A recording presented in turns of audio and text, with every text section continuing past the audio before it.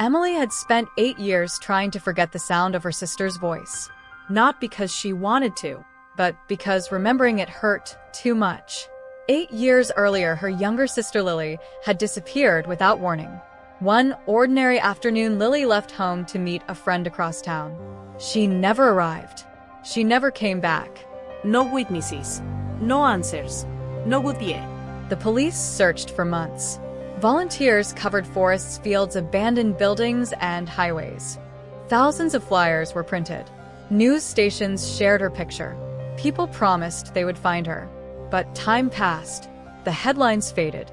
The search party stopped. And eventually, everyone moved on. Everyone except Emily. Every morning, she woke up hoping for a call. Every night, she fell asleep wondering where Lily was. Was she alive? Was she suffering? Did she need help? Or was she already gone? Those questions followed her everywhere. Like shadows she could never escape. Years turned into silence. The silence turned into grief. And grief slowly became part of who she was. Then one rainy Thursday night, everything changed. Emily had just returned from work. The storm outside rattled the windows. Thunder rolled across the sky. She made herself a cup of tea and collapsed onto the couch. Her phone buzzed on the coffee table. She glanced down casually, then froze. One new voicemail. Emily frowned. Almost nobody left voicemails anymore. Curious, she pressed play. For a moment, there was only static. Then a voice spoke. Soft, weak, barely audible, but unmistakable. It was Lily. Emily felt every muscle in her body lock. Her heart stopped. Her hands trembled. The cup slipped from her fingers and shattered across the floor. The voice continued. Emily. A long pause followed. Static crackled in the background. Then came the words that would change her life forever. Don't let them find you. The message ended. Emily stared at her phone in disbelief. Her breathing became shallow. She replayed it again, and again, and again. Each time the result was the same. It was Lily. The same voice. The same way she pronounced Emily's name. The same nervous tone. The same person who had vanished 8 years ago. Emily barely slept that night. The next morning, she rushed to the police station. Most of the officers handling Lily's case had retired or moved away. The detective who met her seemed skeptical. He listened carefully, then frowned. It could be fake. Emily shook her head. No. That's my sister. The detective promised to investigate. The voicemail was sent to forensic analysts. Meanwhile, Emily returned home. But something felt wrong. Very wrong. For the first time in years, she felt watched. A strange anxiety followed her everywhere. At work, at the grocery store, even walking to her car. The feeling never left. 3 days later, the detective called. His voice sounded uneasy. The voicemail wasn't altered. Emily's stomach dropped. What does that mean? It means whoever recorded it used a real voice. Emily sat silently. The detective continued. We also found something else. The call had originated from an old town nearly 200 miles away, a place connected to another missing persons investigation. Emily immediately drove there. She didn't tell anyone, not even her closest friends. Something deep inside her told her this was her only chance. The town felt abandoned. Empty streets, closed businesses, a place forgotten by time. Using information from the investigation, she found an address connected to the signal. An old motel on the edge of town. The building looked ready to collapse. Broken windows, peeling paint, Rust everywhere. The owner claimed he had never seen Lily, but Emily noticed something strange. The man's expression changed when she showed her sister's photograph, only for a second, but it was enough. That night, Emily returned, this time secretly. She waited in her car watching the motel. Hours passed. Nothing happened. Then, shortly after midnight, a black van arrived. 2 men stepped out. Neither checked in. They went directly to a locked room at the back of the property. Emily's pulse accelerated. Something wasn't right. The men disappeared inside. 20 minutes later, they left. As soon as they were gone, Emily approached the room. The lock was old. The window was cracked. Carefully, she peeked inside. The room appeared empty. Then she noticed a small object on the floor. A necklace. Emily's breath caught. She recognized it instantly. 8 years earlier, she had given that necklace to Lily as a birthday gift. There was no doubt. Her sister had been there. The realization sent chills through her body. Suddenly, footsteps echoed nearby. Emily ducked behind the building. The motel owner emerged carrying a flashlight. He looked nervous, almost frightened, as if he knew someone was watching.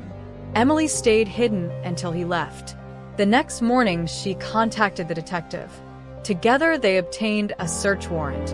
When officers entered the locked room, they discovered something shocking. Photographs, dozens of them. Every photograph showed different missing women, different ages, different years, different cities, but all connected somehow. And among them was Lily. The discovery triggered a larger investigation. Federal agents became involved. Cases long considered unsolvable were reopened. The motel owner disappeared before he could be arrested. The 2 men vanished as well. But investigators were now convinced an organized group had operated for years without detection. The mystery grew darker. Yet one question remained unanswered. Where was Lily? Weeks passed. Then another voicemail arrived. This time there was no static. Only Lily's voice, clearer than before. Emily, if you're hearing this, I'm still alive. Emily broke down crying. 8 years of grief exploded into hope. For the first time, she truly believed her sister might still be out there, waiting, surviving, fighting. The investigation intensified. Cell towers were tracked. Locations were analyzed. Patterns emerged. Eventually, authorities identified a remote property hidden deep in the mountains. It looked abandoned from the outside, but surveillance revealed movement. Vehicles arrived at night, then disappeared before dawn. The evidence was enough. A raid was planned. The operation began before sunrise. Officers surrounded the property. Tension filled the air. Nobody knew what they would find. The doors were breached. Teams entered. Room after room was cleared. Then a voice shouted from inside. Someone had been found. Emily waited anxiously for news. Minutes felt like hours. Finally, her phone rang. The detective's voice cracked with emotion. We found her. Emily couldn't speak. Tears streamed down her face. The detective repeated the words. We found Lily. 8 years. 8 endless years. And somehow her sister was alive. When they finally reunited, neither spoke at first. They simply held each other, crying, shaking, unable to believe the nightmare was over. Lily had endured things she rarely discussed. Years stolen from her life. Years spent surviving. Years spent wondering if anyone was still searching. But one thing kept her going. The belief that Emily had never given up. That belief had been right. The voicemail that seemed impossible. The voice from the past. It had become the clue that changed everything. Months later, investigators uncovered the full extent of the operation. Multiple victims were rescued. Families finally received answers. And several dangerous criminals were brought to justice.